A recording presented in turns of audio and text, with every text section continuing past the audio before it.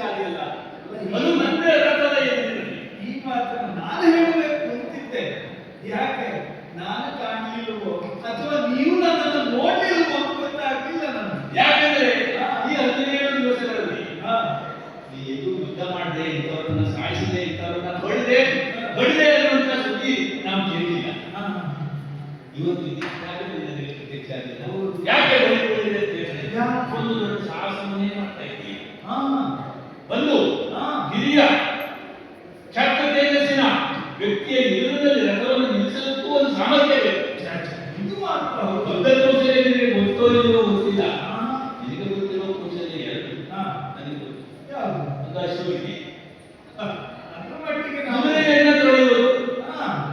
ಈ ಗೊಂಡೆ ಭಾಗದ ಕುದುರೆ ಇದ್ರೆ ಇದು ಒಳ್ಳೆ ಹಾರುತ್ತದೆ.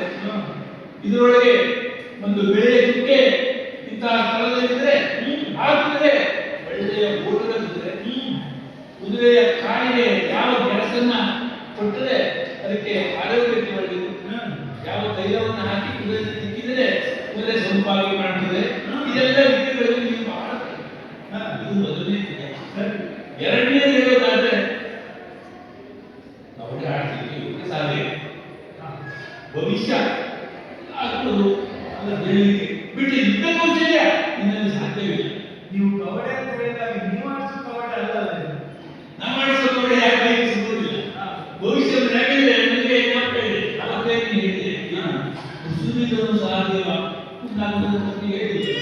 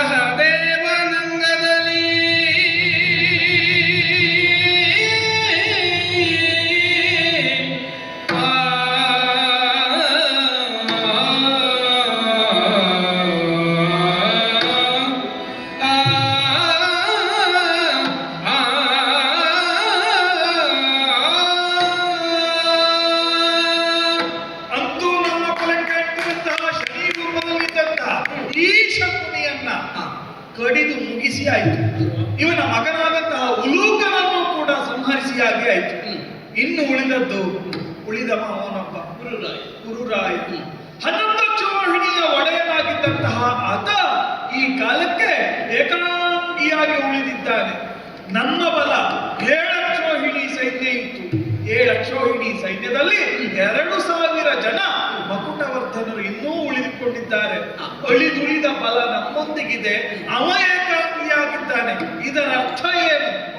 ಅಧರ್ಮಕ್ಕೆ ತತ್ಕಾಲಕ್ಕೆ ಸಿಗಬೇಕಾದಂತಹ ಜಯ ಎನ್ನುವುದು ಸಿಕ್ಕರೂ ಸತ್ಯಕ್ಕೂ ಧರ್ಮಕ್ಕೂ ಜಯ ಎನ್ನುವುದು ಯಾವ ಕಾಲಕ್ಕೂ ಸಿಗುವುದೇ ಎನ್ನುವುದು ಇದರದ್ದಾದಂತಹ ಒಂದು ತಿಳುವಳಿಕೆ ಅಥವಾ ನಮಗೆ ಸಿಗಬೇಕಾದಂತಹ ಒಂದು ನ್ಯಾಯ. ಸರಿ ಅಣ್ಣ, ತಡ ಮಾಡುವುದರಲ್ಲಿ ಅರ್ಥ ಇಲ್ಲ.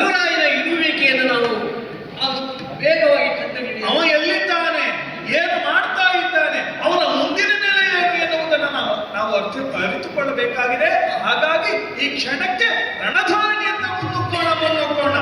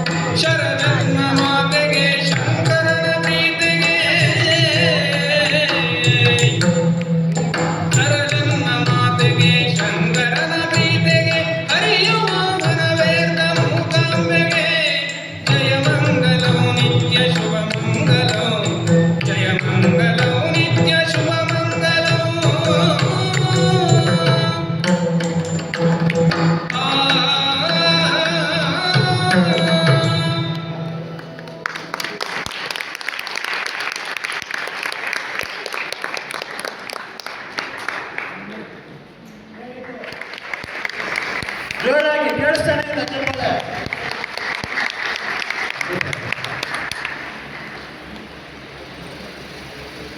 ಸಹದೇವ ದಿಗ್ವಿಜಯದಲ್ಲಿ ಭಾಗವತರಾಗಿ ಶ್ರೀ ನಂದನ ಹೆಗಡೆ ದಂಡ್ಕಲ್ ಅವರು. ಚಪ್ಪಾಳೆ ಬರಲಿ.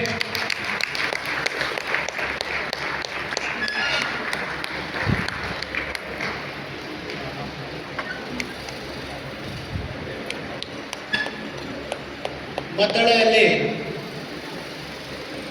ನನ್ನ ದೊಡ್ಡಣ್ಣನ ಮಗ ಶ್ರೀ ವೆಂಕಟೇಶ್ ಹೆಗಡೆ,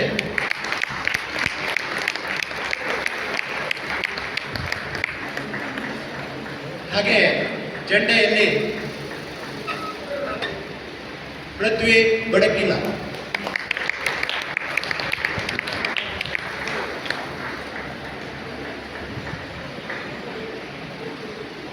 ಹಾಗೆ ಶಕುನಿಯಾಗಿ ಡಾಕ್ಟರ್ ಶ್ರೀಪಾದ್ ಹೆಗಡೆಯವರು, ಧರ್ಮರಾಯರಾಗಿ ರಾಧಾಕೃಷ್ಣ ಬೆಳೆಯವರವರು,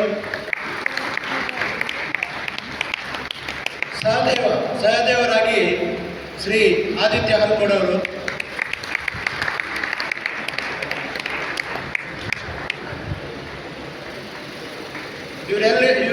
ಇವರಿಗೆಲ್ಲರಿಗೂ ಕೂಡ ಇನ್ನೊಮ್ಮೆ ಜೋರಾದ ಚಪ್ಪಾಳೆ ಕೊಡಿ.